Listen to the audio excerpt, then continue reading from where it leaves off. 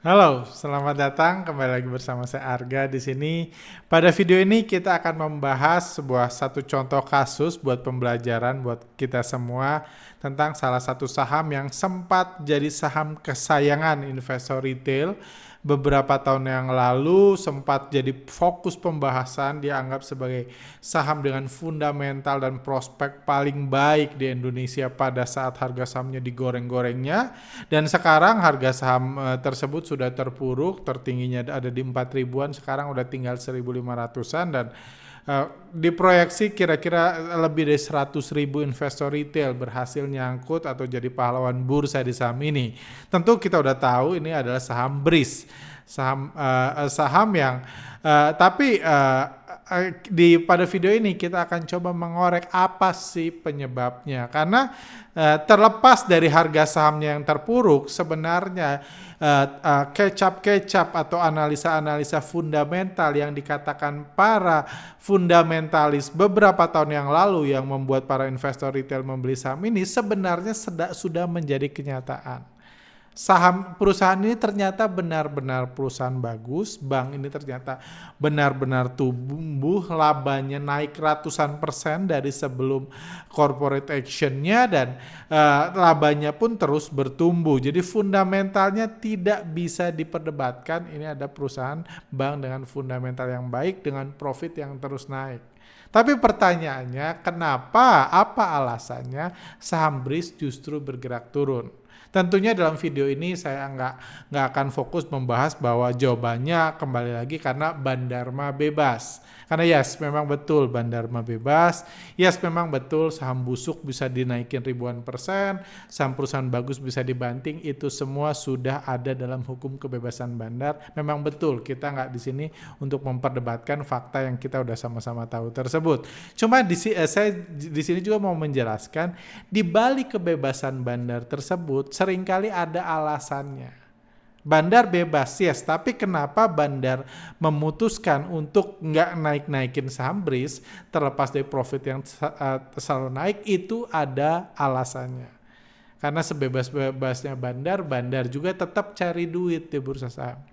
Kenapa seakan-akan Bandar BRIS ini nggak mau cari duit atau nggak menggoreng sahamnya supaya bisa dijual ke investor retail di harga lebih tinggi lagi ke depannya? Kira-kira alasannya apa? Dan itu yang akan coba kami bahas pada video ini. Oke, langsung aja kita fokus ke materinya untuk menjawab kenapa fundamental naik, profit naik, apakah alasan ini kenapa saham BRIS terus turun. Jadi seperti dilihat di sini, saham BRIS harga sahamnya terus bergerak turun. Dalam 3 bulan terakhir aja udah turun 15,64% saham ini. Dan kalau Anda lihat lebih panjang dari puncak-puncaknya ketika semua influencer merekomendasikan saham ini, harga sahamnya masih 4.000 dan udah terpuruk luar biasa, tinggal 1.500-an. Udah turun lebih dari 50% dari level tertingginya. Itu faktanya. Jadi, banyak dari orang beranggapan, wah ini Anda dikibulin aja sama influencer, seperti pada kejadian-kejadian yang hampir selalu terjadi, dikibulin influencer, dibilang fundamentalnya bagus, kecap tujuannya supaya Bandar jualan. Ketika Bandar jualan, harganya jatuh, seperti juga terjadi di saham BRIS, harga sahamnya jatuh, tapi setelah jatuh, baru ketahuan ternyata fundamentalnya busuk. Itu memang kasus yang sering terjadi di bursa saham. Tapi kita tidak bisa mengasumsikan bahwa itu terjadi di saham BRIS. Karena kenyataannya BRIS adalah bertumbuh secara luar biasa dan pertumbuhannya kasat mata, bukan cuma di laporan keuangan yang bisa dengan mudah dimanipulasi. Pertumbuhannya kasat mata. Secara laporan keuangan Anda bisa lihat ini dari tahun ke tahun, ini profitnya 74 miliar di 2021 kalau nggak salah, ini 2,1 triliun naik jadi 3 triliun. Tahun lalu naik jadi 4,2 triliun, di semester pertama tahun ini udah naik 2,8 triliun, dan kalau diproyeksikan tahun ini profitnya 5,6 triliun. Jadi ini profit yang luar biasa besar dari perusahaan yang 5 tahun lalu profitnya cuma 74 miliar jadi 5,6 triliun. Jadi udah hampir naik 1000% lebih ini profitnya. kayak gitu. Jadi kalau bisa dibilang yes, memang dulu memang influencer menggunakan kecap supaya benar bisa jualan, betul. Tapi kenyataannya ternyata ini bukan perusahaan busuk. Bahkan kita sendiri secara kasat mata lihat sekarang cabang BSI ada di mana-mana, gedungnya bagus, dari laporan juga revenue bagus, bahkan keluarga istri saya salah satu asetnya di take over, bukan di take over, di inilah bekerja sama lah dengan BSI dan dikata itu dan saya dapat informasi banknya sangat profesional, bisnisnya lancar dan lain-lain. Jadi intinya BSI adalah perusahaan bagus. Saya di sini nggak sedang mencari keburukan BSI karena harga sahamnya turun. Karena bukan itu masalahnya dari BSI ini. Itu juga yang saya angka dan ini sebagai gambaran, Anda bisa gambaran. Ini 2011 lalu ketika sudah merger harganya di 4.000. Pada saat itu investor retail berbondong-bondong karena beranggapan di awal-awal merger aja harganya harganya 4.000, mungkin nanti setelah 3-4 tahun bisa nyusul BRI, itu kata para influencer dulu. Profitnya 2,1 triliun dalam setahun harga sahamnya jeblok, dan meskipun jeblok profitnya jadi 3 triliun naik, semakin jeblok jadi 4,2 triliun.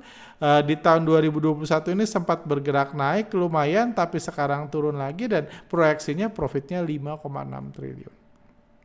Jadi kinerja yang bagus ternyata malah menyebabkan penurunan harga. Alasannya apa? Itu yang kami jadikan kuis, kami jadikan share di sosial media kami beberapa hari terakhir. Kenapa saham ini laba terus naik tapi fundamental terus turun? Jadi kami request para follower-follower di sosial media kami untuk ngasih komen-komen untuk biar kami dapat gambaran jawabannya apa, dan kami menjanjikan nanti di akhir kami akan memberikan satu hadiah buat jawaban yang terbaik.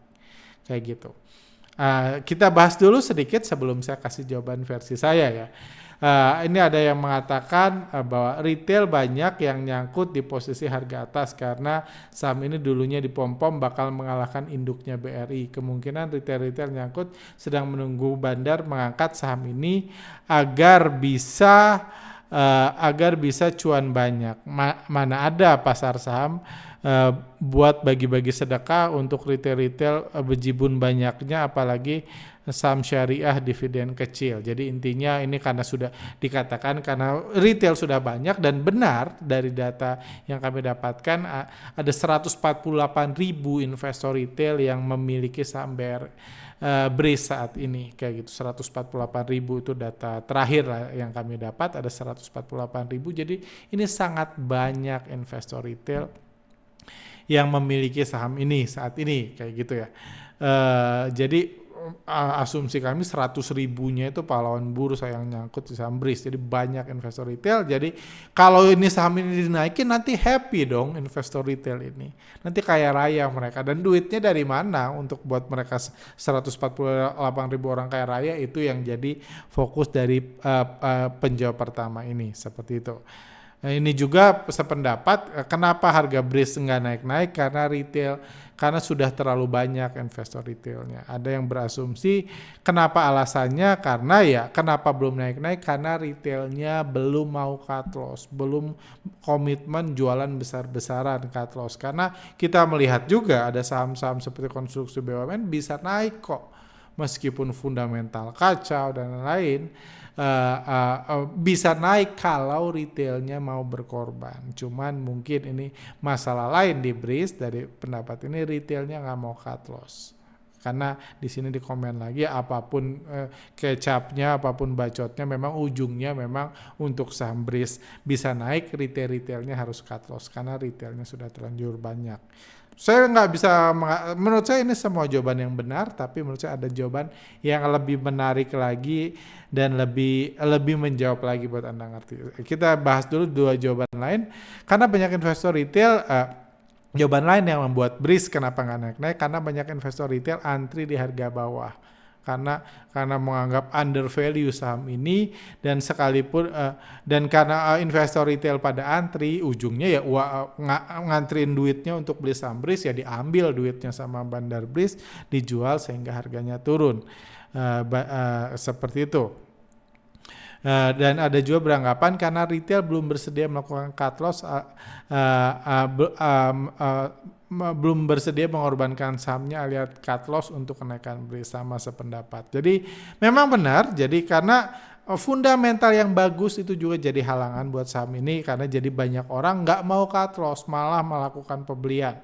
Kalau Anda analisa bandarmologi sepanjang bulan September lalu juga memang ada indikasi walaupun nggak besar, investor retail masih beli nih di saham BRIS. Kita berharap semua investor retailnya cut loss besar-besaran supaya sahamnya naik, tapi kenyataannya di bulan September lalu investor retail masih beli dan persentasi kepemilikan retail naik dari 3,1 ke 3,2.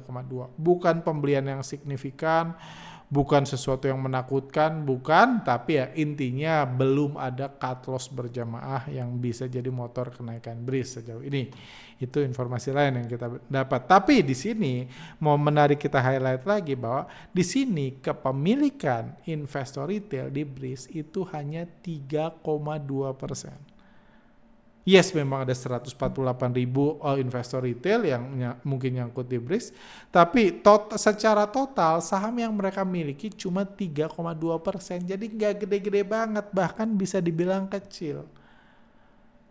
Bisa dibilang kecil kepemilikan retail. Ini bukan 50-60% seperti saham konstruksi BUMN atau 70 seperti beberapa saham yang udah delisting karena sudah dimiliki retail. Kepemilikan retail cuma 3,2%.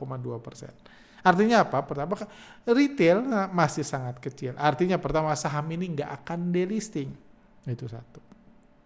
Tapi 3,2% ini sebenarnya agak ada cerita lain kita tahu. Kenapa?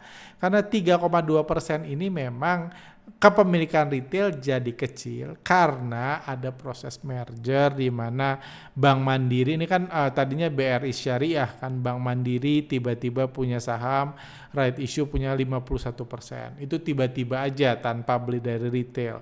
BNI punya 23%, BRI bahkan malah cuma tinggal 15,3%. Dan mereka ini adalah bank-bank besar yang bukan investor retail, bukan bandar, bukan institusi, yang mereka bank BRI, BNI, dan Mandiri yang kita kenal. Jadi kalau kita konversi dari saham-saham yang non milik bank ini, saham yang ada di luaran sana yang kita goreng-goreng, yang digoreng-goreng, yang dibanting, dibeli, dijual, diantrikan, kepemilikan retail di saham BRIS masih 32%. Dari saham-saham yang ada yang bisa digoreng-goreng sehari-hari, kepemilikan retail masih 32%. Jadi gede, jadi ini wajar kalau saham BRIS turun karena kepemilikan retail begitu besar. Itu masalahnya. Persentase jadi bias karena memang ada kepemilikan raksasa para big player yang memang so far belum dilaporkan mereka ngapa-ngapain, mereka ikut goreng, mereka akumulasi, mereka buyback di harga bawah atau guyur di harga atas, mereka nggak ngapa-ngapain. Jadi so far ini adalah investor pasif seperti itu. Oke. Itu ini pertama. Jadi masalahnya memang benar kepemilikan retail besar kalau kita bahas saham yang selama ini berkeliaran, yang floating di bursa seperti itu. Hal lain yang menarik di sini adalah ya kepemilikan big bank ini. 3 big bank ini memiliki 90% saham BRIS. Jadi bisa dibilang ini bank milik mereka, betul banget. Tapi bukan hanya bank milik mereka, ini saham milik mereka. Jadi ada perusahaan misalnya BRI itu bank milik negara, betul. Tapi sahamnya milik asing karena yang menguasai supply-nya asing. Cuma kalau ini enggak. Salah satu bisa kita lihat dari Skriplusnya 99%. Jadi hampir semua saham dari Bank Mandiri, BRI ini bisa diguyur di market. Dan ini bukan saham milik negara, ini aset milik bank. Kalau saham milik negara itu nggak boleh dijual, biar jadi BUMN. Tapi BRIS adalah saham milik bank BUMN, aset milik BUMN. Artinya apa? Mereka boleh jual kapan aja. Sama seperti Bank Mandiri, misalnya dia punya mobil operasional, dianggap aduh udah nggak kepake lagi, ini saya jual aja, boleh kan? Nggak perlu undang-undang, nggak perlu tanda tangan Pak Erick Thohir dan lain-lain, nggak butuh, ya jual aja ini aset. Sama seperti Sambris. Bank-bank ini boleh menjual, beda sama negara yang nggak boleh menjual Bank BRI, saham BBRI. Jadi sahamnya dikuasai oleh big player. Jadi itu masalah lain. Mereka boleh menjual, bukan hanya boleh menjual, ada beritanya BRI dan BNI mau menjual, berusaha menjual sahamnya. Di sini berita Februari lalu, BRI dan BRI perlahan akan keluar dari BSI. Keluar itu maksudnya apa? Ya keluar ya jual sahamnya. Makanya keluar. Jual sahamnya yang secara total itu ada 40% ini mau mereka jual sahamnya. Ini ini dikatakan ada beritanya BRI dan BNI perlahan akan keluar dari BNI. Ini akan lihat opportunity market. Opportunity market itu ya mungkin ketika ada retail mau pasang antrian, ini fundamentalnya bagus, under value, dia bisa ambil uang Anda. Itu opportunity market, bisa dapat duit. Itu kalau jualnya 10-20 lot, opportunity market. Masalahnya yang mereka mau jual itu 180 juta lotan. Jadi agak berat opportunity-nya. Nanti kita bahas lebih lanjut tentang mereka bisa jual ke siapa. Karena mereka punya 40%, retail punya 3,2% aja udah mual-mual saham BSI. Udah curhat-curhat, udah nangis-nangis, udah nyangkut, udah menderita, udah merasa jadi pahlawan bursa. Baru 3,2%, gimana retail mau menyerap 40% yang mau dijual BRI dan BNI. Seperti itu.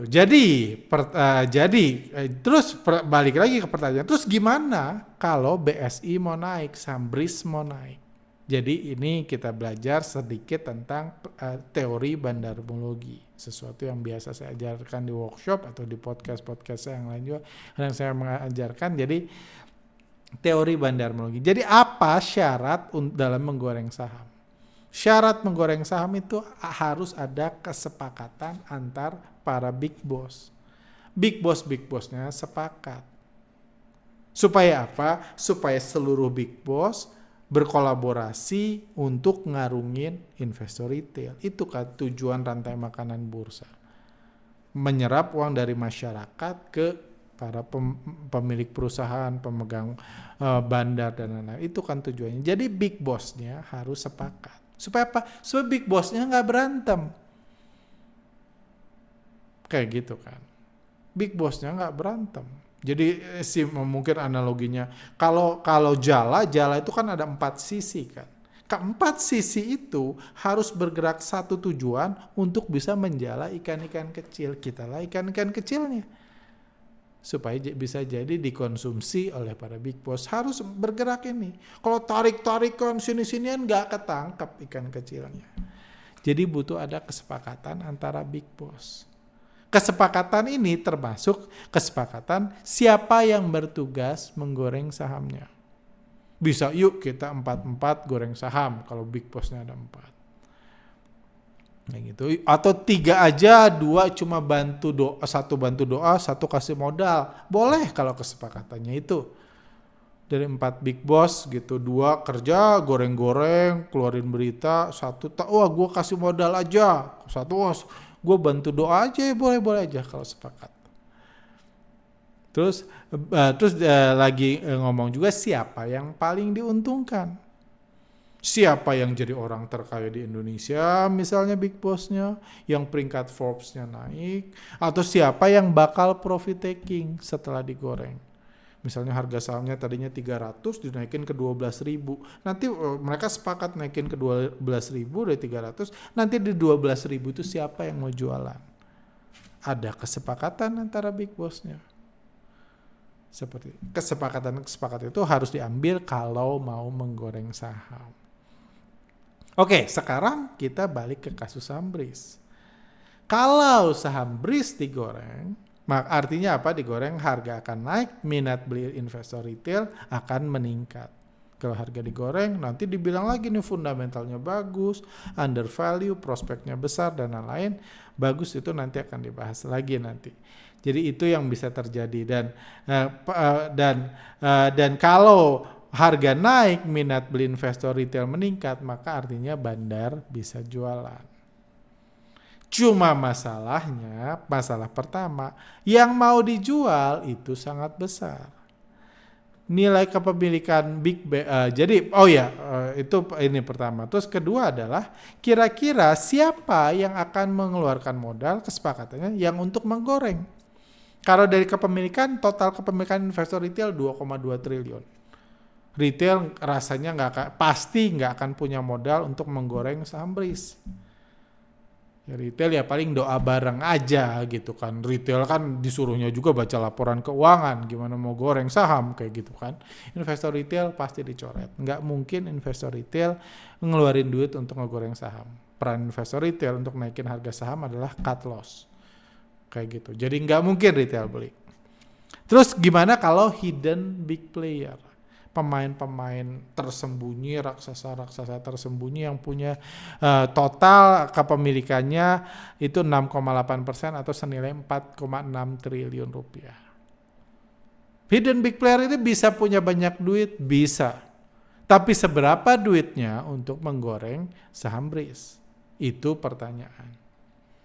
Atau yang bisa juga atau yang paling akan diuntungkan kalau saham digoreng kan retail nggak bisa, retail cut loss. Hidden big player mungkin harus hitung-hitungan. Dan masalahnya kalau hidden big player yang naikkan, yang paling diuntungkan adalah big banks ini, bank-bank ini. Bukan hanya yang paling diuntungkan, mereka jelas-jelasan bilang gua sih nunggu opportunity market buat ngejual saham gua ke elu. Ini fundamental bagus nih, makanya lu beli, gua pengen jual, gua lagi nunggu opportunity market. Itu katanya kan. Kayak gitu. Jadi dari sini kita lihat memang agak ribet untuk bertanya kira-kira siapa yang akan ngegoreng dan siapa yang akan mengeluarkan modal. Nanti kita bahas di kesimpulan. Dan ini juga yang membedakan saham BRIS misalnya dari saham BBRI. Karena secara peta kepemilikan juga sangat berbeda. Misalnya BBRI ini hidden big player-nya itu 96,6%. Nggak ada big player yang punya saham BBRI dan kepemilikan retail 3,9. Mirip sama BRIS, tapi kenapa BRI bisa naik dari tahun ke tahun, bisa digoreng? Pertama, karena yang menguasai BBRI itu bukan bank-bank besar, yang menguasai saham BBRI adalah hidden big player yang mayoritas adalah investor asing. Itu sebabnya udah ribuan kali saya katakan yang mengatur, mengendalikan saham BBRI adalah investor asing. Karena mereka yang menguasai, saham ini dikuasai oleh hidden big player sebesar 96,1%.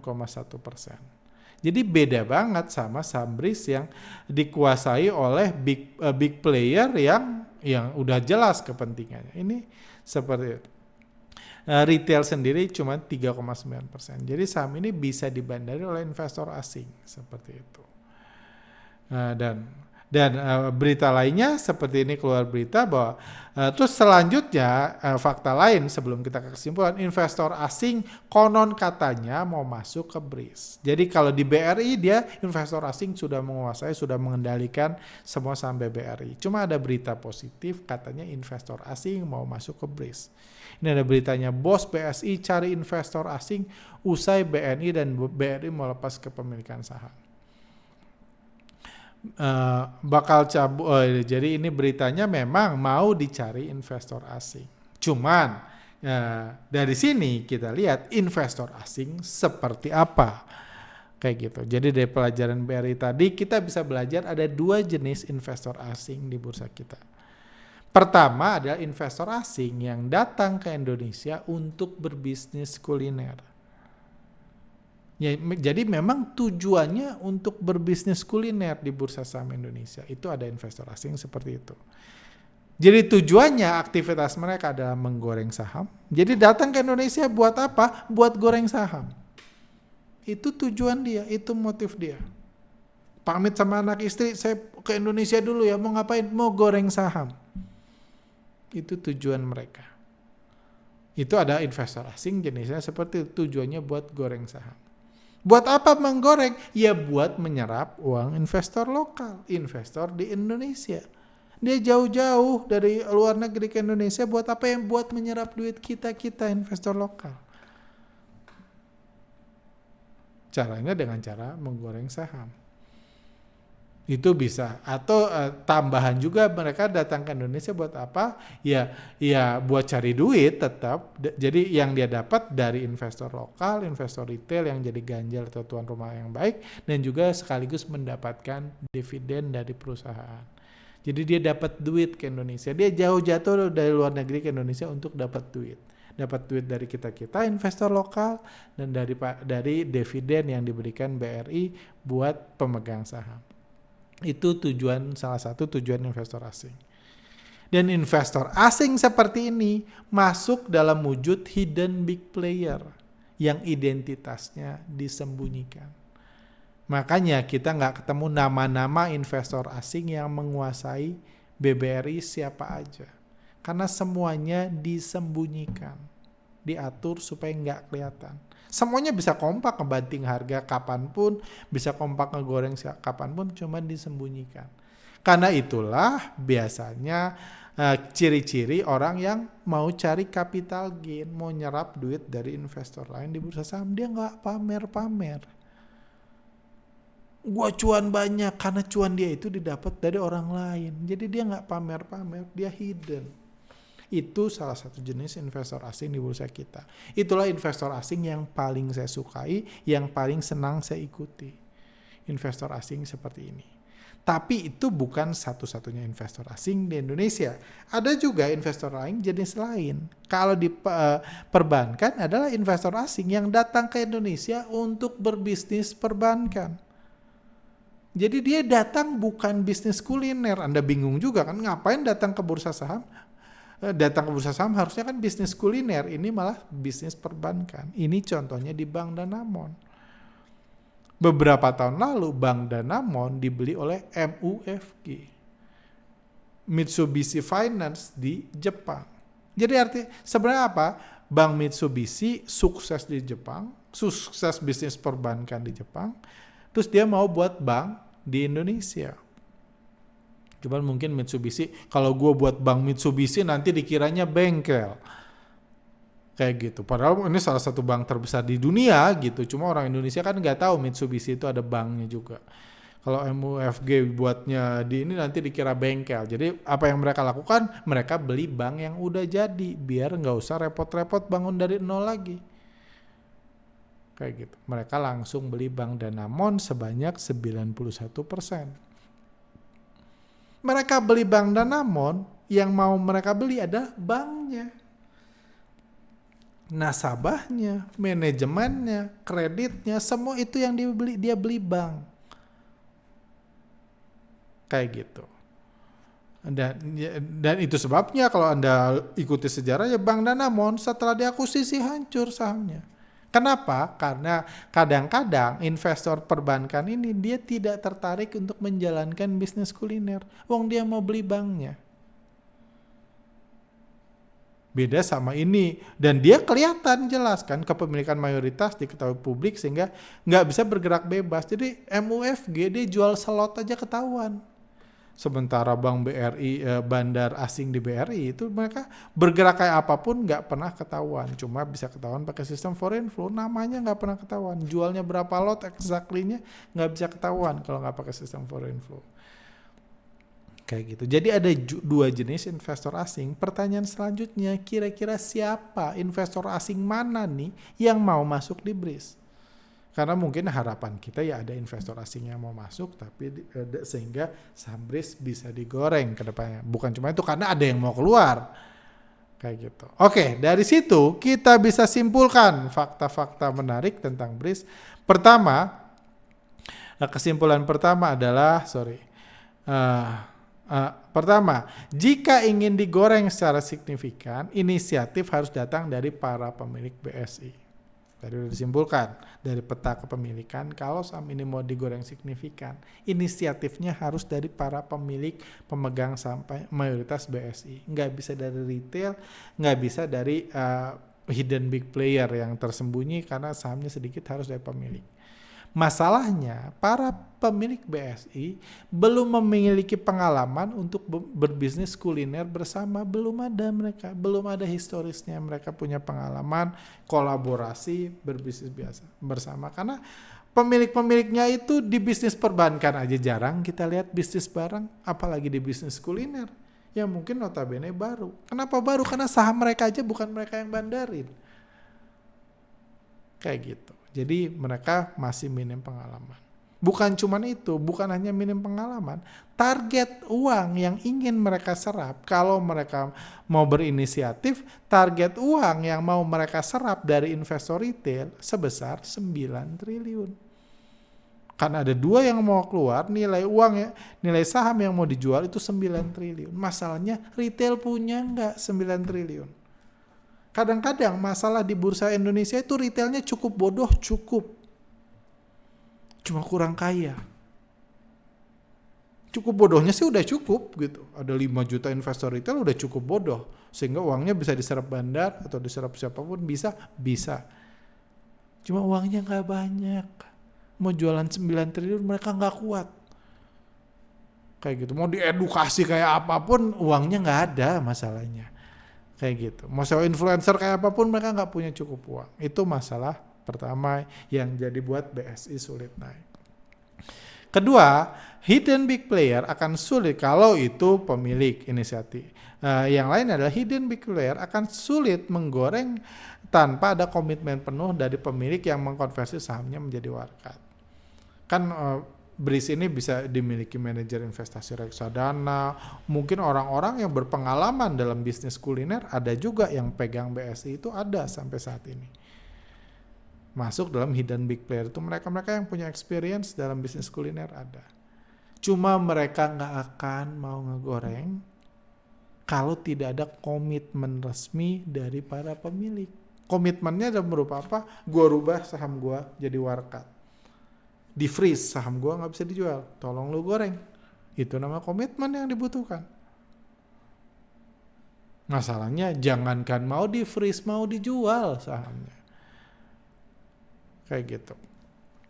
Kepemilikan saham investor retail, masalah lain kepemilikan investor retail cukup tinggi sehingga butuh budget cukup besar untuk menggoreng sahamnya. Tadi dari saham yang ada itu ada 34%. Yang beredar saat 34%, yang di luar para raksasa itu ada 34% ininya. Dan masalah lain dari BRIS ini fundamental perusahaan yang baik itu jadi halangan investor retail untuk cut loss. Ini masalahnya dari perusahaan baik itu kadang-kadang investor retailnya nggak mau cut loss cepat-cepat. Itu yang buat sebel. Jadi susah naik kalau retail nggak mau cut loss cepat-cepat. Jadi modalnya tinggi kalau mau beli. Karena retailnya nggak jadi pahlawan yang baik. Itu masalah lain. Seperti itu. Jadi jadi itu masalah yang buat alasan kenapa BRIS susah naik. Terus gimana kalau faktor asing? Gimana? Ini ada opsi lain adalah masuknya bandar asing. Menurut saya bandar asing itu bandar asing di BRI yang datang ke bursa kita untuk bisnis kuliner. Menurut kami kecil kemungkinan bandar saham asing ingin masuk jika hanya membeli saham milik BRI dan BNI. Kenapa? Jumlahnya itu cuma 40%. Kalau beli BRI dan BNI. Artinya apa? Kalau saham mereka yang menguasai saham BRIS masih lebih banyak mandiri dari mereka berdua. Jangan sampai asingnya ngegoreng, tiba-tiba mandiri bilang, saya juga pengen exit deh kalau naik. Saya rasa pengen exit gitu. Ya ngeri juga dan boleh exit kan. Jadi kecil kemungkinan ada bandar asing mau masuk men-take over saham yang dimiliki BRI BNI. Ini lagi ngomong bandar asing ya. Kalau kecuali BRI komit, ya udah ini saham saya kasihkan ke asing, saya mengkonversi saham saya jadi warkat, jadi aset mati aja yang harganya naik turun tapi nggak bisa dijual sama mandiri. Kecuali komitmen itu datang, kecil kemungkinan ada bandar asing mau masuk. Kayak gitu. Itu pertama. Kedua adalah masalah lain adalah dividen bank syariah itu kecil. Jadi ya repot juga nyari. Jadi mereka ngegoreng susah, dividen kecil, ngapain mereka bisnis kuliner di BRIS? Terus gimana opportunity masuknya bank asing? Pertama, fakta yang kita temukan, bank asing umumnya tidak terlalu tertarik dengan bank syariah. Makanya berita-berita mereka datang, para ini yang cari pembeli datang ke bank-bank di Timur Tengah, di Arab, Saudi, dan lain-lain yang punya duit banyak dan mungkin mereka minat beli bank syariah di Indonesia, beli saham bank syariah. Itu pertama. Cuma pada umumnya bank asing itu kurang minat beli bank syariah. Dan udah terlalu banyak bank asing yang beli bank di Indonesia. Kayaknya belum ada ini lagi, minat lagi mungkin untuk beli. Itu pertama. Kedua, kalaupun ada yang minat, masalahnya kalau mereka beli BSI, beli sahamnya BSI, milik BRI dan BRI dan BNI, mereka bukan mayoritas. Jadi nggak bisa ngeklaim BSI itu punya gua. Bukan mayoritas, yang ngendaliin banknya aja bukan dia. Karena yang mengendalikan pemegang saham mayoritas Bank Mandiri. Jadi buat apa dia beli? Plus dividennya kecil. Jadi buat lucu-lucuan aja dia beli, ngendalikan gak bisa, mengklaim jadi milik dia gak bisa, ngegoreng gak bisa. Kalau dapat dividennya kecil, jadi repot. Butuh ada restrukturisasi dulu nih dari kepemilikan saham BRIS sendiri, seperti itu. Jadi itulah gambaran, itulah penjelasan versi saya kenapa BRIS itu susah naik harga sahamnya. Jadi bukan hanya Bandar Mah bebas, jadi ini penjelasannya. Mudah-mudahan Anda dapat terjawab, tapi tentunya ada dari konten-konten ini ada banyak ini ya. Ada banyak opsi-opsi yang bisa dijadikan ide atau yang bisa dilakukan oleh orang-orang pintar di atas sana supaya BRIS bisa digoreng lagi, ada opsi. Tapi tentunya opsi itu juga nggak bisa cuma pemain besar aja yang bergerak, bermanuver tanpa retailnya melakukan cut loss. Atau menurut saya kalau harga BRIS ini di bawah 1000 atau di 1100 itu cukup oke untuk untuk bandar-bandar yang sudah ada di BRIS, big player sudah ada di BRIS untuk goreng-goreng dikit. Karena sudah terbukti di 1500 pun para raksasa itu nggak akan jual. Sampai saat ini belum nyerap kayak gitu. Walaupun kalau mereka tiba-tiba wah lumayan nih 1300 diserap langsung bubar tuh. Bandar pun sangat hati-hati dan tentunya butuh intel dari masing-masing pemegang saham besar di BRIS ini, seperti itu. Jadi kurang lebih itu gambarannya, dan sebagai pemenang, jadi untuk pemenang kesimpulan dari yang menurut saya jawaban terbaik ini kami dapat dari jawaban Boston 9.0. Intinya kurang lebih luar biasa pemahamannya tentang ini, banyak yang saya bahas di sini sudah dijawab juga oleh beliau ini, jadi sangat hebat, pemahaman bandarmologinya sangat baik. Dan beliau ini jadi pemenang, dan sebagai hadiah saya mau kasih voucher sebesar berapa ya? 1 juta deh. Saya voucher senilai 1 juta rupiah untuk ikut workshop kami. Caranya memvalidasi itunya DM kami dengan ID ini, DM kami aja, either itu di saya nggak tahu ini di Stockbit, di YouTube, di Instagram, DM kami, nanti kami akan masukkan ke data kami bahwa Anda dapat voucher sebesar 1 juta rupiah. Oke, itu aja. Semoga bermanfaat buat rekan-rekan. Semoga menjawab, dan mari kita sama-sama doakan biar segera ada solusi buat saham BRIS. Karena ini perusahaan bagus, profitnya terus naik. Semoga ada solusi dari masalah yang dihadapi saham BRIS ini sehingga harga sahamnya bisa digoreng secara luar biasa dalam waktu sesingkat-singkatnya. Oke, sampai sini. See you next time.